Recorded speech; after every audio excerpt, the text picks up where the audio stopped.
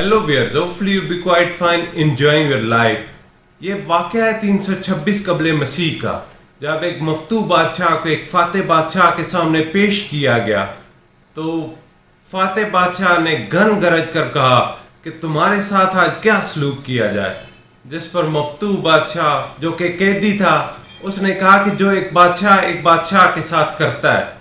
तो इस वाक़े ने इन अल्फाज ने तारीख को दवाम बख्शा, और आज भी ये अल्फाज इतने ही मशहूर हैं जितने उस वक्त थे। और ये अल्फाज थे राजा पोरस के।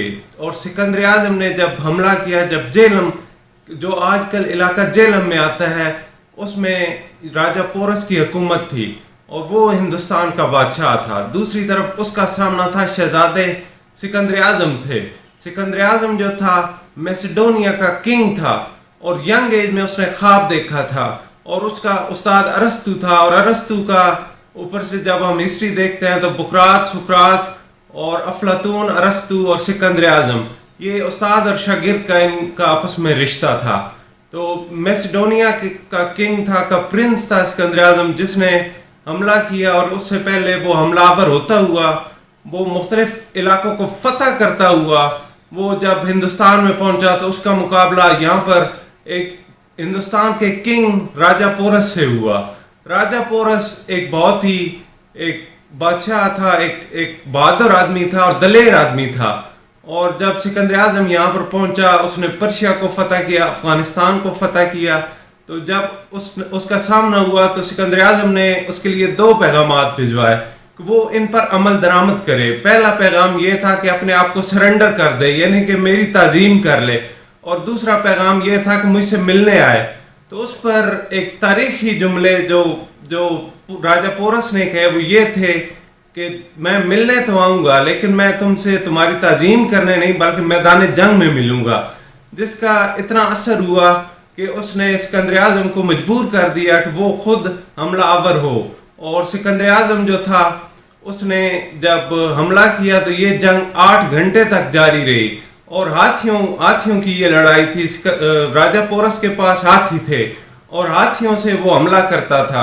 और उसने बहुत ही टफ टाइम दिया, एक मुश्किल पेश आई। और हिस्ट्री में जब हम पढ़ते हैं तो हमें पता चलता है कि वो उसका फातेह जंग का कोई भी नहीं था। दोनों तरफ से कैजुअलिटीज हुई, दोनों तरफ से अमवात हुई, लोग हाथियों के नीचे मसले गए और उनकी हड्डियां तक मसली गई। और उसके अलावा जब हम देखते हैं, हिस्ट्री में देखते हैं, तो हमें पता चलता है कि ये एक सिकंदर आज़म की फतह तो थी, लेकिन उसने जब राजा पोरस के वो अल्फाज सुने थे तो उसने कहा कि मैं तुम्हें माफ़ करता हूँ और तुम्हें इस इलाके की हुकूमत देता हूँ, और उसके अलावा बादशाही तुम्हारी होगी। और बाद में इख्तिलाफात हैं इस वाक़या के, लेकिन सिकंदर आज़म जो था उसने 17 लाख मुरब्बा मील दुनिया फतह की। 17 लाख मुरब्बा मील एरिया पर उसकी हुकूमत थी। और जब हम हिस्ट्री में देखते हैं तो हमें पढ़ाया जाता है, एक गलतफहमी है हमारे जहनों में कि शायद सिकंदर आज़म दुनिया का सबसे बड़ा हुक्मरान था। लेकिन जब हम इस्लामिक हिस्ट्री को पढ़ते हैं, हज़रत उमर रज़ी अल्लाह तआला अन्हु का दौर हुकूमत जब था तो उस वक्त मुसलमानों के ज़ेर इंतज़ाम 22 लाख मुरब्बा मील की हुकूमत थी, जो मैं समझता हूँ सिकंदर आज़म से ज़्यादा वसी रकबे पर मुसलमानों का एरिया फैला हुआ था। और हम देखते हैं कि जब सिकंदर आज़म मर गया, जब 32-33 साल की उम्र में वो फौत हो गया, तो उसके जर्नैल जो थे उनकी आपस में लड़ाइयाँ हुई, और उस वजह से उसके जर्नैल एक दूसरे पर हमला आवर हुए और वो मारे गए, उसकी हुकूमत ख़त्म हो गई। लेकिन जब हम देखते हैं कि हज़रत उमर रज़ी अल्लाह तआला अन्हु की दौर हुकूमत, तो वो आज 1400 साल से ज़्यादा अरसा गुजर चुका है, लेकिन वो किसी न किसी सूरत में आज भी मौजूद है। जब हम डाक का निज़ाम देखते हैं, जब हम जेलों का निज़ाम देखते हैं, जब हम अफवाज का निज़ाम देखते हैं, तो हमें पता चलता है कि वो आज भी किसी न किसी सूरत में मौजूद है। तो ये एक मिसकंसेप्शन है कि सिकंदर आज़म दुनिया का सबसे बड़ा हुक्मरान था। तो ये चंद गुजारिशात थी जो मैं आपसे करना चाह रहा था। Thank you.